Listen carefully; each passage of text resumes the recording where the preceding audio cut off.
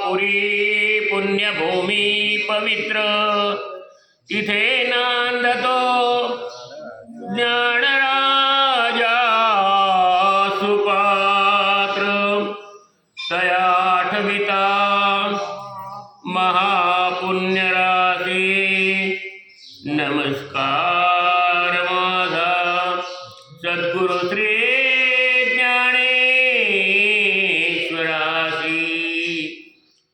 तपोज्ञान वैराग्य भक्ति स्वरूपं सदालंकृतं साधु संन्यास योगं मुखे यस्य वेदांत शास्त्रार्थ नीतिं नमो नारायणगिरी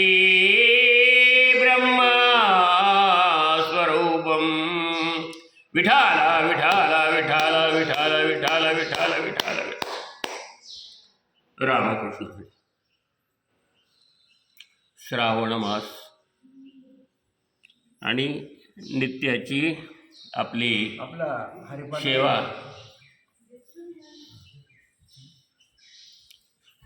सकाळची सेवा आहे आणि संध्याकाळची ही सेवा आपली नित्याची चालू आहे. रामकृष्ण आहे. कधी आहे? बरं आहे का दुपारपर्यंत? बरं येऊन जा घरी. बरं आपलं किती वाजेपर्यंत? 1 तास वर. बरं हा सगळे या. रिटायर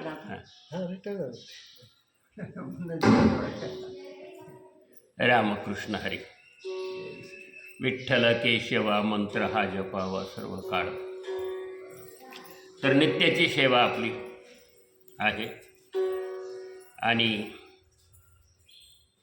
या नित्याच्या सेवेमध्ये अध्याय 12वा काही ओव्या आपली नित्याचे घ्यायचे आपले ठरलेले आहेत आणि त्या ओव्यांचा अर्थ आपण बघणार आहोत. कारण की सेवा आहे ती आणि माऊलींनी ज्या पद्धतीने त्या ओवीचं स्पष्टीकरण या ठिकाणी केलेलं आहे. माऊलींनी जे काही सांगितलेलं आहे त्या पद्धतीनेच आपण सांगण्याचा प्रयत्न आपला आहे. खूप ज्ञानी लोक असतील ते त्याचं विश्लेषण तसं करतात वेगवेगळ्या पद्धतीने, पण आपण माऊलींची सीमा जी आहे ती सीमा ओलांडायची नाही. माऊलींनी जे प्रमाण मांडलेलं आहे किंवा जे शब्द आपल्याला दिले त्या शब्दातच आपल्याला सांगायचं, त्याच्या पुढं जायचं नाही. गुरुर्ब्रह्मा गुरुर्विष्णू गुरुर्देवो महेश्वरा गुरु साक्षात परब्रह्म तस्मै श्री गुरुवे नमः. माऊली त्यांनी हे विश्वची माझे घर मानले म्हणून ते कोणी दुसरी नाही आहे. आणि आपल्या सद्गुरु रूपाने ते आपल्या ठिकाणी प्रगट आहेत, त्या ज्ञानेश्वरीमध्ये प्रगट आहेत आणि विश्वाच्या आपल्या कुटुंबाच्या कल्याणासाठी त्यांनी हे सर्व कार्य केलेलं आहे. आपण काल बघितलं की क्लेशोधिकतरस्तेषां अव्यक्ता सत्तचेतसां अव्यक्ता ही गतिर्दुःखम देहवद्वीर व्यापते. अव्यक्त ब्रह्माची उपासना करणारे आणि व्यक्त ब्रह्माची उपासना करणारे असे दोन्ही प्रकार माऊलींनी काल आपल्याला या श्लोकामध्ये सांगितलेले आहे. म्हणून सगुण साकाराची पूजा करणारा श्रेष्ठ आहे की निर्गुण निराकाराची पूजा करणारा श्रेष्ठ आहे. या दोन्हीतून कोण श्रेष्ठ आहे ते अर्जुन या ठिकाणी अर्जुनाला ते भगवंत या ठिकाणी सांगत आहेत. ये तु सर्वाणी कर्माणी मयी संन्यस्य मत्परः अनन्ये नैव योगेन माम ध्यायन्त उपासते.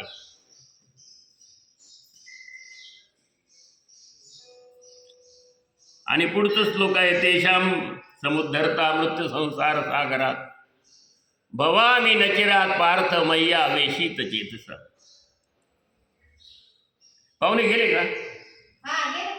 बर, हे नियोजन फरशीचं नियोजन होतं तिथं काय? फरशीचं नियोजन होतं ते काय? बर बर चालेल. नक्की नाही. हो जेव्हा येईल तेव्हा भरोसा मारायचा. बरोबर चालेल. काय आता यांनी केले ना कपडे, असं नाशिकवाल्यांनी काल घेतले ना कपडे असं एवढ्याला. बरं चांगलं आहे. ठीक आहे. रामकृष्ण. ये तु सर्वाणी कर्माणी मयी संन्यस्य मत्परः अनन्येनैव योगेन माम ध्यायन्त उपासते. भगवंत म्हणतो हे अर्जुना, जे सगुण भक्त माझे ठिकाणी सर्व कर्मांचा संन्यास करून सर्व कर्मे मला अर्पण करून मतपरायण होऊन मीच ज्यांना श्रेष्ठ आहे, मज वाचून दुसरा कोणी नाही, असे होऊन विश्वरूप परमेश्वर जो मी, त्या मला सोडून दुसऱ्या कोणाच्याही ठिकाणी ज्याचे चित्त जात नाही, अशा अनन्य योगानेच केवळ माझ्या ठिकाणी चित्ताला स्थिर करून माझे ध्यान करणारे जे असे भक्त आहेत ते माझे भक्ती करतात.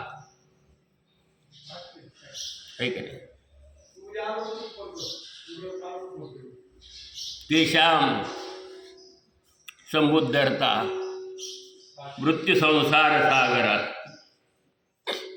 भवामी नचिरात पार्थ मय्या वेशी.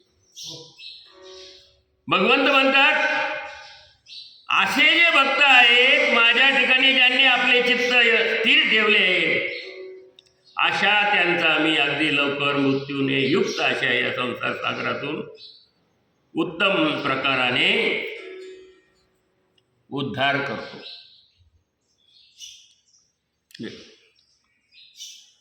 मनुष्याचा जर उद्धार व्हायचा असेल तर भगवंताचं चिंतन हे सगळ्यात श्रेष्ठ आहे. म्हणून माऊली त्याच्यावरती काही ओव्या करतायत. माऊली काय म्हणतात? कर्मेंद्रिये सुखे करीती कर्मे आशे के जे का वर्ण विषय के बागा आली. आपला जो वर्णाश्रम धर्म आहे ना, वर्ण आणि आश्रम, आश्रम किती आहेत? 4 आहे की नाही? 4 आश्रम आहे. 4 आश्रमात आपल्याला जावं लागतं. कुणी ब्रह्मचारी आश्रमामध्ये असेल पहिला तो 25 वर्षाचा असतो. कुणी गृहस्थ आश्रमात आहे, कुणी वानप्रस्थ आश्रमामध्ये, आणि शेवटचं आहे संन्यास आश्रम. 25 वर्ष. मनुष्याचं आयुष्य किती? शतगणिले अर्ध रात्र खाय. मनुष्याचं आयुष्य किती आहे? 100 वर्षाचं धरलेलं आहे. त्याच्या पुढेही जगतात काही लोक जे नियमाने राहतात वगैरे, नियम पाळतात, सगळं काही करतात,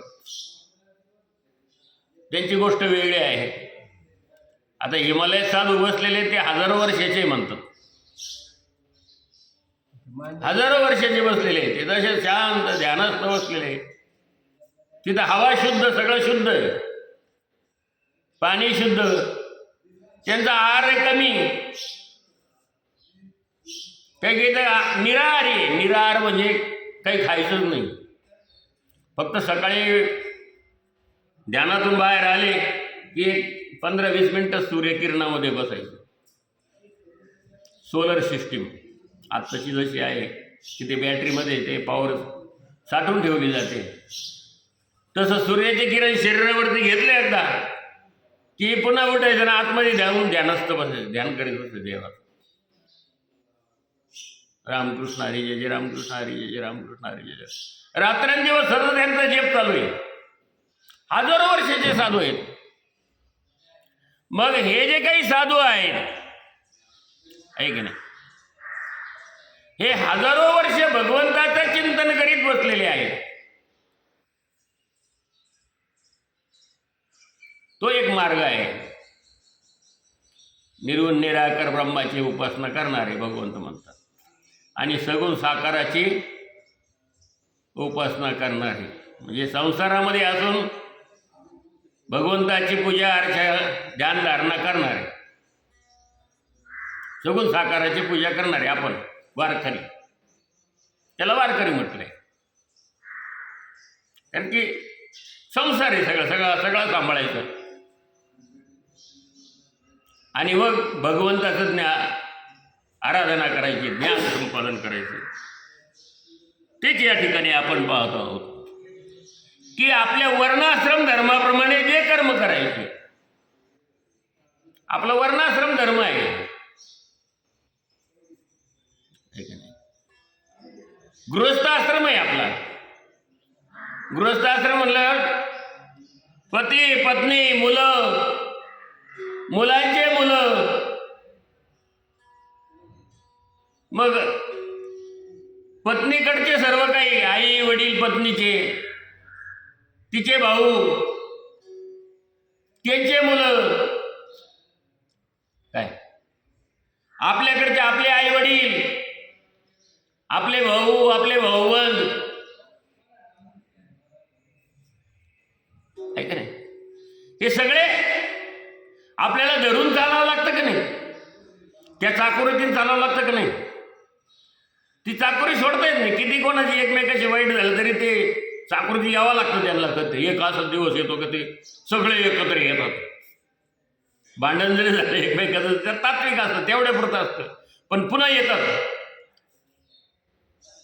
भावाभावामध्ये जरी थोडंसं काही क्लेश असतील तरी ते एकत्र येतात की नाही? सगळ्यांनी एकत्र यावं लागतं. गृहस्थ आश्रम येतो. मग हा गृहस्थ आश्रम पार करीत असताना हे सगळे उद्योगाचे ते गृहस्थ आश्रमामध्ये अनेक क्लेश आहेत. प्रत्येकाला व्याप आहे, प्रत्येकाला कमवायचं आहे, आणि हे कमवल्याशिवाय काही नाही. थोडंसं काहीतरी आपलं चरितार्थ चालावं म्हणून काहीतरी पैसा कमवला पाहिजे ना. तो गृहस्थ आश्रमात नुसतं जर बसून राहिला, त्याला जर काही इन्कमच नसेल तर त्याला कोणी विचारितही नाही. पण त्याला काहीतरी कमवलं पाहिजे, तर आपलं चरितार्थ चाललं पाहिजे, व्यवस्थित चालवलं पाहिजे, आणि ते करून भगवंताचं नामस्मरण चिंतन केलं पाहिजे. रामकृष्ण हरी जय जय रामकृष्ण हरी जय जय रामकृष्ण हरी केलं पाहिजे की नाही? असं जो करणारा भक्त आहे देव म्हणतात. हे जे करणारा जो भक्त आहे तो भक्त कोणाचा आहे नाही का? तो भक्त माझा आहे. तो भक्त मला प्रिय. योमत भक्त समे प्रिय हा. विधी ते पाडित, निषेधाते गाडित, मद देवनी जाळीत कर्म फळे. तो काय करतो? निष्काम भक्ती करतो. जो खरा भक्त आहे त्याला आज कामाला गेलो, मालक किती पगार देईलच का नाही देईल याची फिकिरी नसते. तो आपला जाऊन काम करतो, चोख काम करतो. आपल्या कामामध्ये तो हायगाई करत नाही, आणि मालकाला म्हणतही नाही मला एवढे पैसे पाहिजे म्हणून. ठीक आहे, तो त्याचं काम तो अगदी 100% करतो. मालक त्याला कमी पैसे देईल का?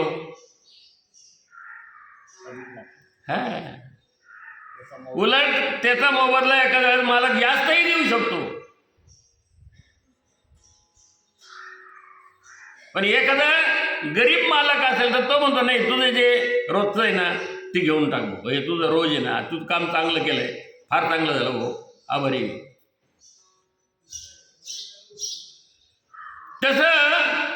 आपण शेतकरी आहोत.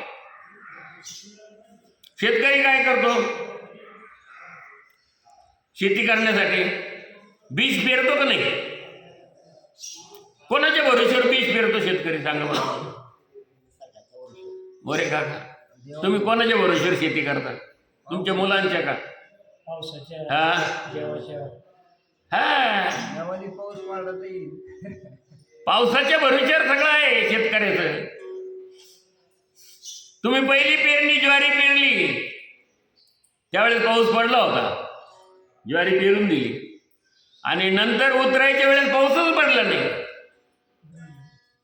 काय झालं? सगळे म्हणतात दुबार पेरणी, दुबार पेरणी. दुबार म्हणजे काय? दुसरी पेरणी, पुन्हा दुसरी पेरणी. मग तो पहिल्या पेरायच्या वेळेसच म्हणतो का आता एवढं होईल, एवढे धान्याचे पोते होतील, एवढं असं होईल, असं म्हणतो का?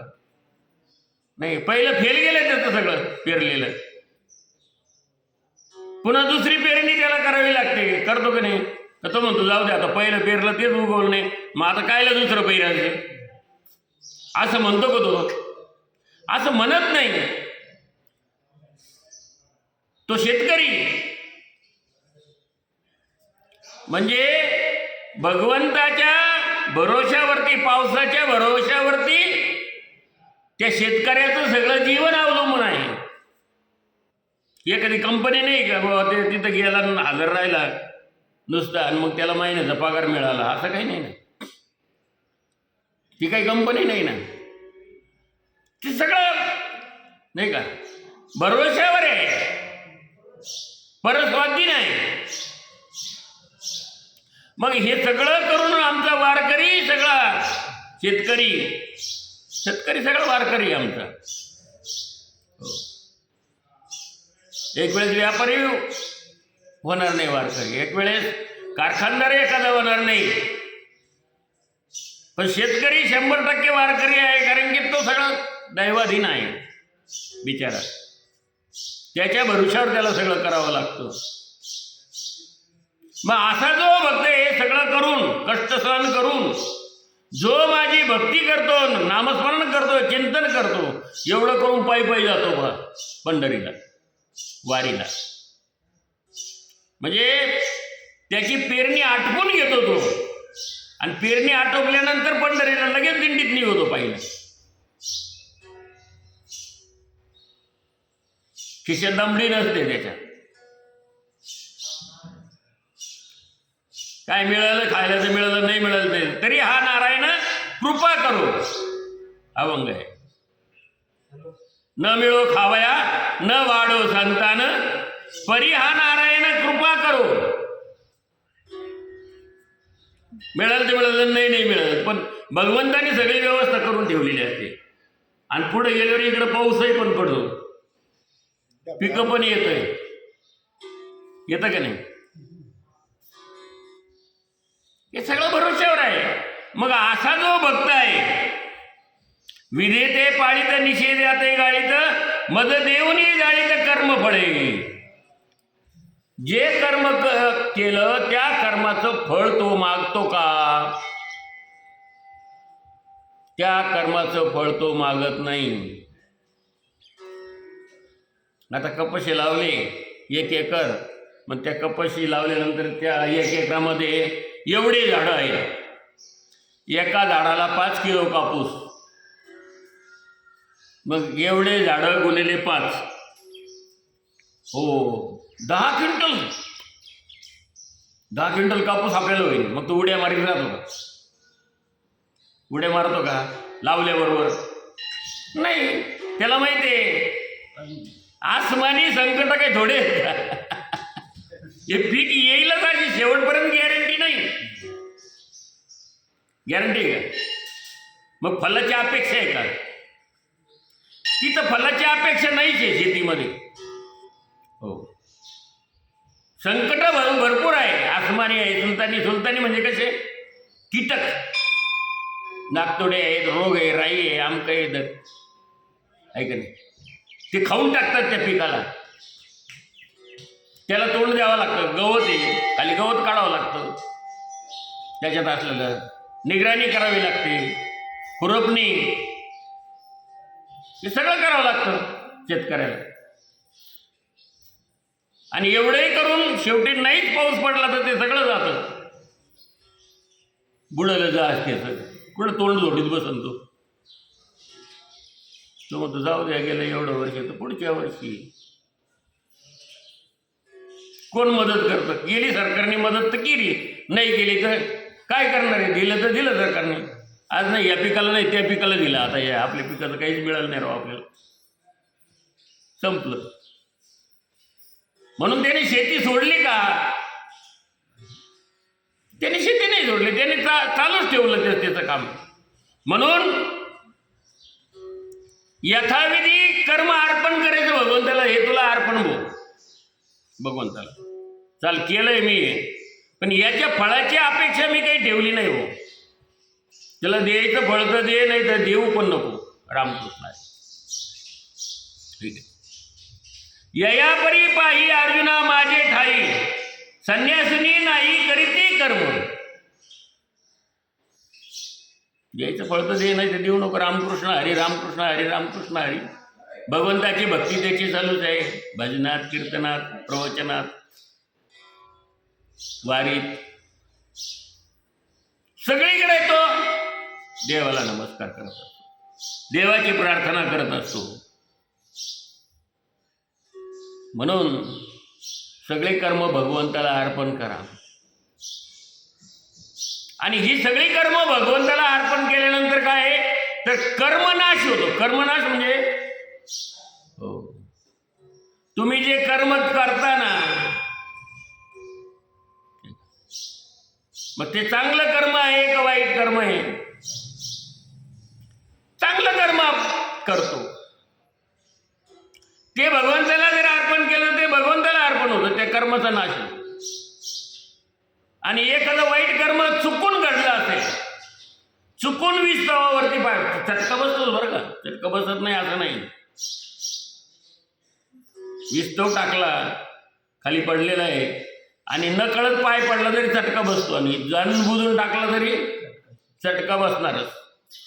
कर्माचं फळ मिळणारच ते तुम्हाला, चांगलं कर्म असं नाही तर वाईट आहे. चांगल्या कर्माचं फळ सुद्धा जरी ते असं भगवंताला अर्पण केलेलं असलं तरी ते कधीतरी मिळणार. आणि वाईट कर्म जरी भगवंताला अर्पण करायचं, कर्माचा नाश होतो, पण चटका बसल्याशिवाय राहत नाही, असं आहे. म्हणून कर्माचं फळ कधीतरी मिळतं, असं आहे. म्हणून कर्म करे जो फल की इच्छा, मत करे इंसान. जैसा कर्म करेगा वैसा फल देगा भगवान. ये है गीता का ज्ञान, ये है गीता का ज्ञान. विठाला विठाला विठाला. पूर्ण करू आपण विठ्ठल राम.